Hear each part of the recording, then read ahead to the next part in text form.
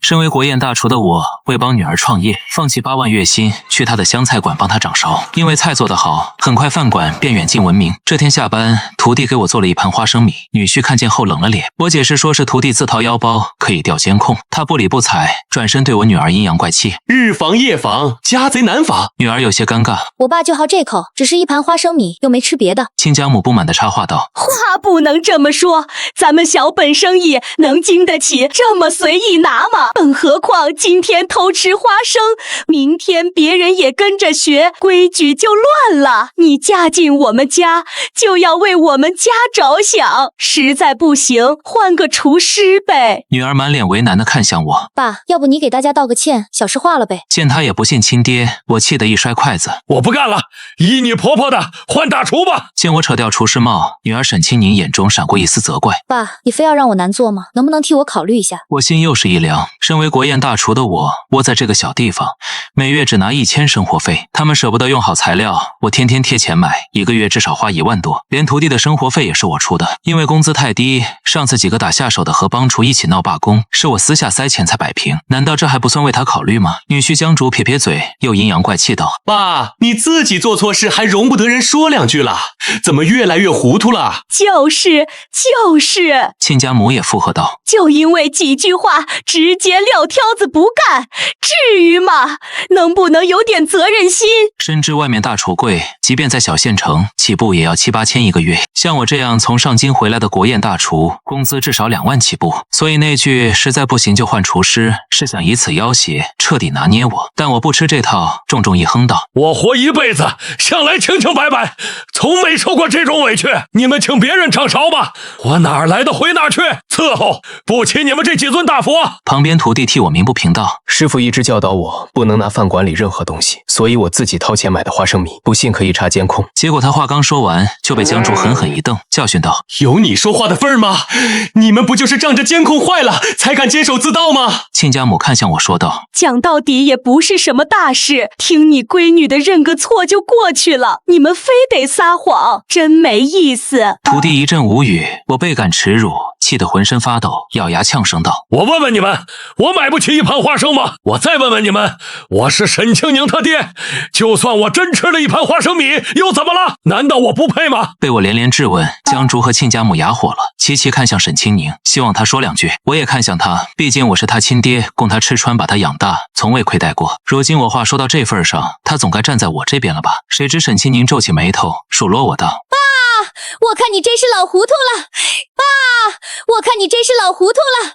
你想吃可以跟我要，可以自己去买，但一声不吭从饭馆拿就是不对。要是赶明其他亲戚学你，我这饭馆还开不开了？赶紧道个歉算了，别让外人看笑话。你不怕丢人，我怕。”见他仍然不信我，而且话说得越来越难听，我气得我双手捂住胸口，心脏疼得蹲下。徒弟见状惊慌地大喊一声：“坏了，师傅心脏病犯了，快帮忙！”但沈清宁几人竟反应冷淡，甚至眼中流露出鄙夷之色。你宁肯装病也不愿意道歉，真是够顽固的，能不能给清宁省点心啊？亲家母以为我是被戳中了心事，故意演戏。江主也跟着嚷嚷道：“刚才清宁说的都是大实话，你至于吗？本来今年大环境就卷，要是你带起这股歪风邪气，我们饭馆还开不开了？”沈清宁叹一口气：“爸，你就别闹腾了，安分点行吗？赶紧起来做菜，中午有重要客人要来咱们这吃饭，只要菜做得好，这件事就算了。一盘花生米而已，我做主不计较。”瞧见他们这副盛气凌人的模样，像是可怜我才喊我过来做大厨的。我更气了，以至于脸色惨白，额头刷刷冒冷汗。你们疯了吗？师傅这样能是装的吗？我赶紧扶他休息。徒弟实在看不下去了，赶紧上前扶我。谁知下一秒就被江竹拦住，冷声道：“外面人多眼杂，别影响店里生意，客人马上就到了。”就是，你想害死我们是不是？一天天竟不学好，也不知道是谁教的。亲家母指桑骂槐道。沈清宁更加直接，指着我徒弟的鼻子冷哼道：“你被开除了，哪来的回哪去。”看到这一幕幕，我气炸了，一瞬间急火攻心，直接晕了过去。等再次醒来，人已经躺在医院里了，只有徒弟守在旁边。反观我的亲女儿沈清宁不知所踪。过了没多久，徒弟正给我喂饭时，我弟弟背着双手来了：“大哥，青宁已经把事情跟我说了，你还要躺多久？别装病了，何必跟亲女儿计较？毕竟咱们当老的都是为了小的，你这么做可不地道。我以为他是来安慰我的，毕竟从小到大，好吃好喝的我都让着他。后来他赌博欠债，是我帮忙还钱，又因为他打光棍，我怕他饿着，还一直给他送饭。按理说他知道我是什么人品，谁知他一开口，竟然也是责怪。我没装，没看见打着吊瓶，插着管子吧？去，我还不知道你从小到大鬼精的，这些都是假的。弟弟撇着嘴，以前还觉得你家庭幸福和睦，没想到也破破烂烂。他眼中有一丝幸灾乐祸，我知道自己又错付了。现在外边的亲戚都说你平时老好人，背地里又爱占小便宜，连一盘花生米都要拿。青宁把这事传出去了，他劝不动你，只能发动大家伙帮忙喽。最后一致决定让我来。弟弟一摊手，像你这种老骨头，在外怎么生活？女儿女婿对你很好了，也该知足了吧？省得被人戳脊梁骨，而且以后众叛亲离，没人给你养老。句句如刀，狠狠戳烂了我的心窝子。万万没想到，我的亲女儿竟然在外面这么败坏他爹的名声。痛心过后，我坚决地回道：饭馆我不会回去了，庙小妖风大，我待不起。至于养老，大不了我住养老院。听我这么说，弟弟脸一白：大哥，你是不是太较真了？不就一盘花生米吗？至于父女闹成这样吗？我背过身，不再搭理他。对呀，不就是一盘花生米吗？至于把我这个亲爹逼得住进医院吗？为什么无论如何解释，他们偏偏笃定是我偷吃了？你真是个糊涂蛋，懒得劝你。弟弟转身走人，徒弟这才开口道：师傅，我想请您去我家做总厨。他说完便拿出一份协议，我接过一看，眼皮狂跳，因为合同写着要给我70岛股份，放在全球估计都只此一份，毕竟从来没有东家给厨子分大额股份的说法。我和父亲从海外回来创业，想进军餐饮业，久仰您大名，所以急忙拜师学艺。如今看你这样，我实在忍不了，以后我认你做干爹，给您养老送终，这一条也写在协议中了。其实我早看出这个徒弟不仅悟性高，而且气质不一般，但没想到他这么实诚，比起我那女儿女婿强了不知多少，所以这心里很感动。徒弟见我沉默，也没有催促。师傅，您也别着急，慢慢考虑。直到第二天，沈清宁才来医院，一进病房便皱起眉头。昨天客人吃得很不满意，我邀请他7天后再来，你快跟我回去帮忙。他冲过来就要拽我，也不看看我目前什么情况。我病了，你们请新的大厨吧。看他没有一丝道歉的意思，我满眼失望。确实请了新大厨，我婆婆介绍的，所以这次只需要你打下手就行了。毕竟厨房少了2个人，根本忙不开。你经验足，一个能顶俩。沈清宁说的理所当然。听到这话，我气不打一处来。感情是要我回去当喽啰使唤？我堂堂国宴大厨，什么时候给别人打过下手？这无疑是践踏我的职业尊严。见我脸色不好，沈清宁埋怨道：爸，我们已经退一步让你打下手了，怎么还不知足？非要把整个家闹得支离破碎才甘心吗？要不是因为你是我爸，我才懒得管你。瞧见沈清宁这副怜悯的样子，我拳头攥得咯吱响，索性背过身去，不再搭理。明明以前沈清宁很孝顺，也很善解人意，为什么如今变得越来越刻薄？爸，你要是这种态度，那咱们可就要好好算一笔账了。沈清宁眯起眼睛：你每个月生活费1000，在饭馆2年就是2万4，至于吃喝那些我就不要了，再给你抹个零头，你给2万就行。气得我浑身发抖。徒弟看不下去了，说道：沈清宁，你这也太让人寒心了吧。照你这么说，师傅把你抚养成人花了多少钱？你咋不算算？哼，他生我养我是应该的，现在我嫁出去了，就算江家的人帮他是情分，不帮是本分。显然他自以为新大厨很厉害，再也无所顾忌，彻底变了态度。我心冷至极，咬牙回道：不就是2万吗？我给你，从今往后，咱们各自安好。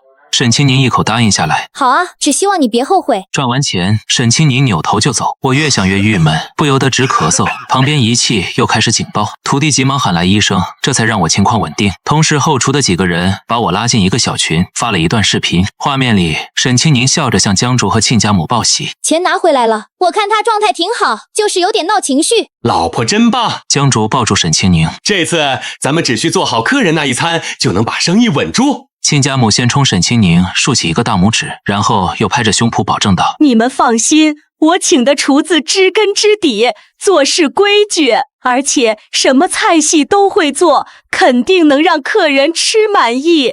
看见他们一家三口开开心心，我对他们不再抱任何希望。好徒弟，你之前说的事情，我答应了。我的声音虚弱，但很坚决。徒弟听完，直接给我跪下磕头。干爹，以后我一定好好孝敬你。泪水自我眼角滑落，既是感动，也是对亲女儿的一种无奈。7天后，重要客人准时到了沈清宁的饭馆，在新大厨的操盘下，一道道香喷喷的菜上桌。您尝尝，这次保准对胃口。江主谄媚地给首富倒了一杯酒，沈清宁和亲家母对视一眼，笑得下巴都快掉了，脑海里全是以后生意红火的场景。首富夹起一块东坡肉送进嘴里，下一秒就皱起眉，腥味太重，处理得太粗糙了。原本满脸笑容的沈清宁、江竹、亲家母齐齐震惊，个个脸色煞白。这人难免会失误的，您再尝尝别的。沈清宁最先反应过来，比如这盘清蒸鲈鱼是拿手菜，保证对您的胃口。客人板着脸夹了一块鱼肉送进嘴里，旋即放下筷子。食材不新鲜，给你们7天时间就准备出这种菜品。一句又一句，把沈清宁3人说的额头全都冒出了冷汗。这么多菜呢，绝对有对您胃口的。沈清宁再次硬着头皮开口，但客人眼神越来越冷，起身道：不吃了，你们这家店还得好好改进。说完转身就走。看见这一幕，沈清宁傻眼了，转头看向亲家母质问道：你不是说厨子知根知底，很靠谱吗？这新来的厨子确实在周边做得不错，大家都说好吃。你让没做过高档宴席的厨师接待重要客人，这不是添乱吗？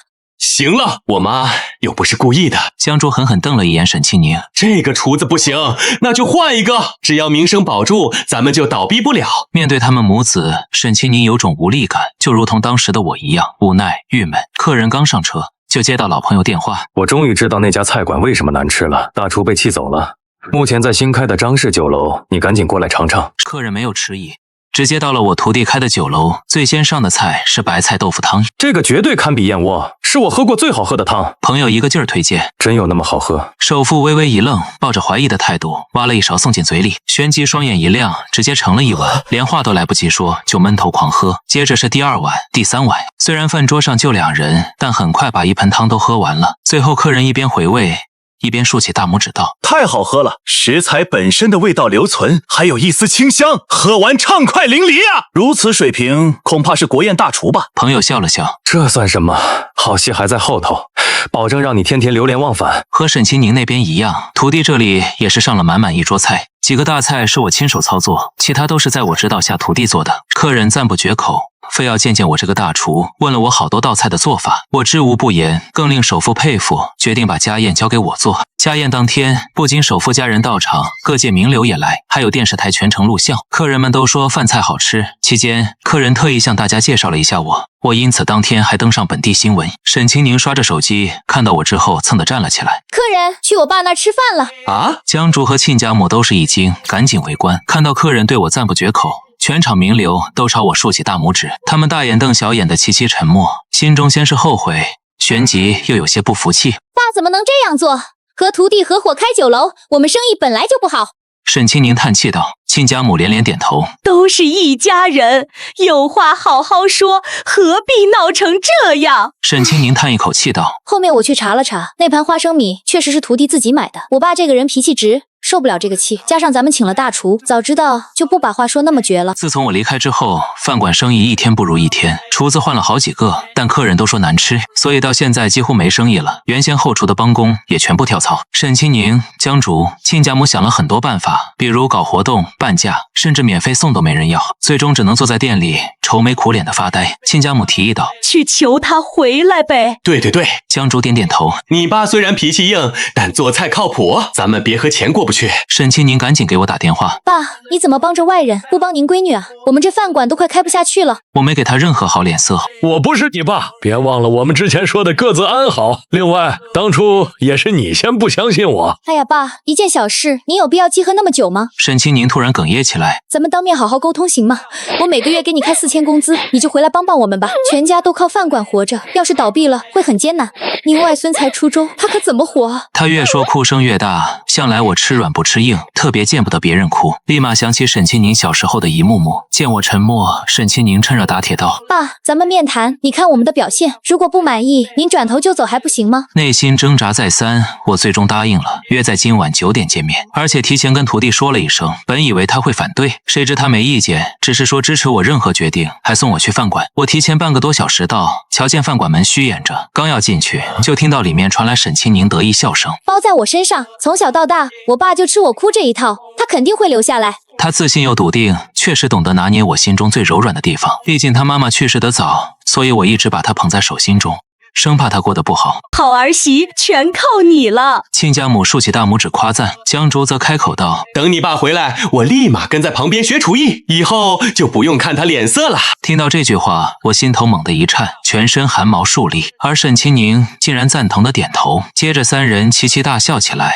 我再也忍不住，直接气愤地推开门，屋里笑声戛然而止。三人转头盯着我，露出震惊之色。万万没想到，平时喜欢卡点的我，今晚竟然早到了。爸，您什么时候来的？快进来坐。沈清宁心虚地喊了我一声：“别装了，你们刚刚说的话，我全都听见了。”我攥紧拳头，怒视沈清宁，继续道：“我真是上辈子造孽，养了你这么个让人寒心的女儿。”顿时沈清宁脸色难看，江竹索性撕破脸皮：“清宁是你唯一的女儿，你怎么能这样说她？而且你这个当爹的本就该为她尽心尽力。”就是，你亲弟弟都说你做的不地道。我咬咬牙回道：“我做的已经够多了，是你们欺人太甚。”结果江竹和亲家母对此不屑一顾。沈清宁深吸一口气，看着我说道：“爸，你宁愿帮外人，也不愿意帮我这个亲女儿是吧？”是又怎样？明明我才是受害者，明明我为他尽心尽力，自掏腰包补贴，明明是他先对不起我，不认我这个爹，到头来竟然又把锅扣在我头上，真令人倍感无语。好，那咱们走着瞧。沈清宁眼中闪过一抹复杂的神色，虽然不知他要做什么，但我也懒得多待，转身和徒弟走了。第二天早晨，我的名字又一次出现在本地新闻热搜，但这次不是好事。沈清宁主动向新闻媒体爆料，说我偏心外人，不帮其女儿，说看着我在外孤苦伶仃，特意接到身边照顾，每个月给生活费。可我一点也不懂感恩，还带着徒弟影响他的饭馆生意。他和江竹、亲家母在镜头前哭得鼻涕一把泪一把，细数我的罪过，甚至还叫嚣让我上综艺调解节目对质。他看起来可怜，博取了不少网友的信任。热搜下方有很多不太友好的评论，虽然徒弟和后厨帮工在下方讲真相，但很快就被淹没。原本徒弟的酒楼热热闹闹，现在偶尔有人过来围观议论，影响正常营业，并且我和徒弟的电话也时不时收到陌生信息。换做以前，我可能早就气炸了，但经过女儿这件事之后，我反而更清醒了。我联系了之前的客人帮忙，同时决定接受节目邀请，把一切说清楚。与此同时，沈清宁给我打来电话：“爸，现在这局面你想通了吗？”他语气中带着几分执拗：“别喊我爸，我没你这种女儿。你和江竹一家真是太让人失望了。”谁知沈清宁竟然笑出了声：“人都是会变的，我不想一直这么难下去，给个痛快话，到底愿不愿意回来帮忙？这是最后一次机会，只要你回来，咱们以前的事就翻篇。”我冷冷回了2个字：“不必。”说完就把电话挂断，直接拉黑删除。不久后，首富亲自到了酒楼，对我说道：“沈厨神，你的事情我听说了，有什么需要我帮忙的，请直说。”我先道谢，然后回道：“既然沈清宁三人想让我上综艺对质，那我就去。不过在此之前需要做准备，希望您帮我们调查几件事。”我将所有事情写在纸上交给首富，客人拍着胸脯保证说2天内办完。之后我才让徒弟开启直播，宣布参加节目，与沈清宁当着所有人的面对质。得知这一情况，沈清宁开始在网上表达委屈，又引得一些人同情，难听的话也有不少，但我始终不回应，也不露面，默默准备。直到节目开始当天，我才出现在节目现场。江竹看见我，率先开口道：“爸，咱们都是一家人，您何必闹到这种地步啊？”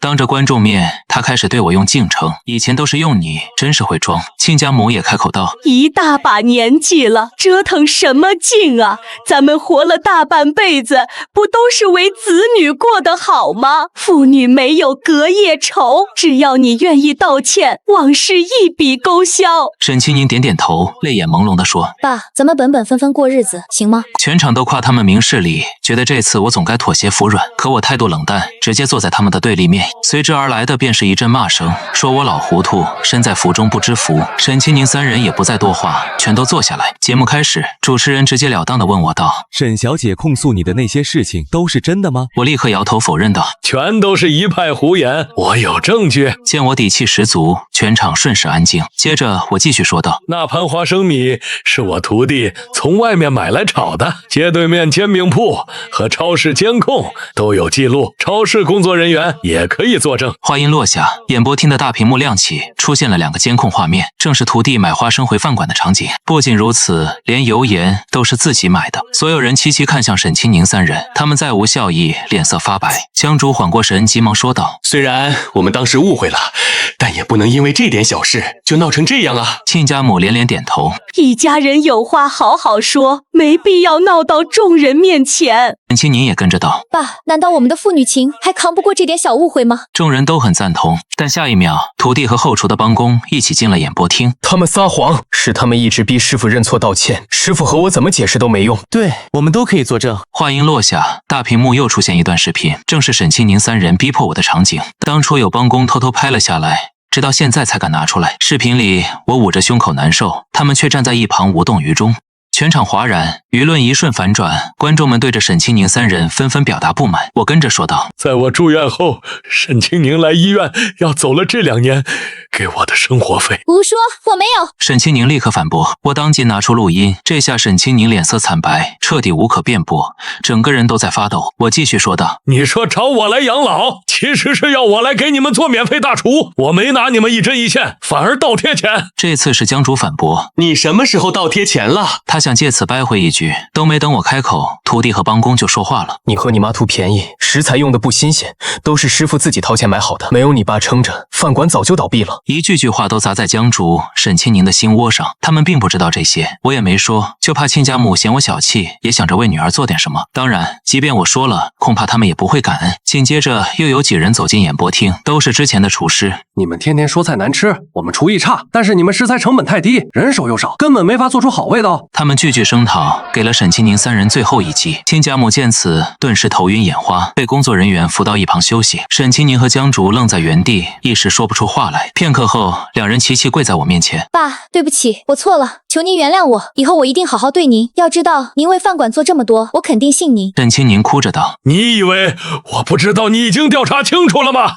明知真相，却仍然这么做。”我冷冷戳破：“另外，是你先不肯相信我。”沈清宁傻眼：“爸，您不能丢下我，这次您要是不帮我，就真完了。”江竹抱着我的大腿，哀求道：“爸，我们已经知错了，再给我们一次机会好吗？”2人回想之前的种种，肠子都悔青了。如果对我好一点，饭馆肯定还在蒸蒸日上。我的心已经死了。说完这句，我转身就走。沈清宁和江竹想追上来，但被观众们拦住，大家都在说他们的不是。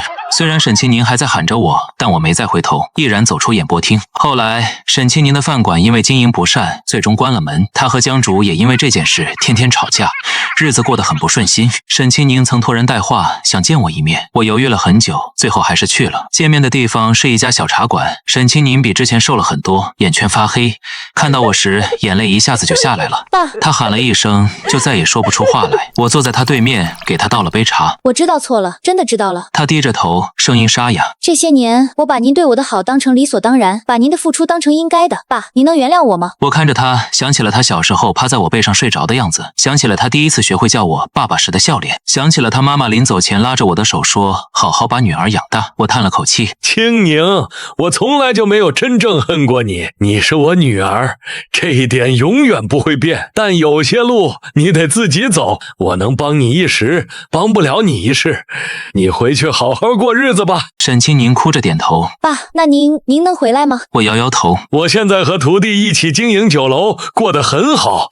你有空可以来吃饭，咱们还是父女，但过去的事儿就让它过去吧。”沈清宁沉默了很久，最终点了点头。那之后，他重新找了工作，踏踏实实过日子。逢年过节会给我打电话，偶尔也来看我。虽然不像小时候那么亲近了，但至少不再是针锋相对。我和徒弟一起用心打造的酒楼，成了全市地标性建筑，每天宾客盈门，生意红红火。徒弟确实像亲人一样孝敬我，逢人便说我是他师傅，也是他干爹。有时候晚上打烊了，我会一个人坐在厨房里，看着那些锅碗瓢盆发呆。徒弟问我怎么了，我说没事，就是想起一些以前的事。他说，干爹，过去的事就别想了，您现在有我呢。我笑笑点点头，是啊，人这一辈子总会经历一些事，看清一些人。我不怨谁，也不恨谁，只希望以后的日子平平淡淡，安安稳稳。偶尔我也会炒一盘花生米，就着一杯小酒，慢慢吃，味道还是那个味道，但心境已经不一样了。人生百味，酸甜苦辣都在这盘花生米里了。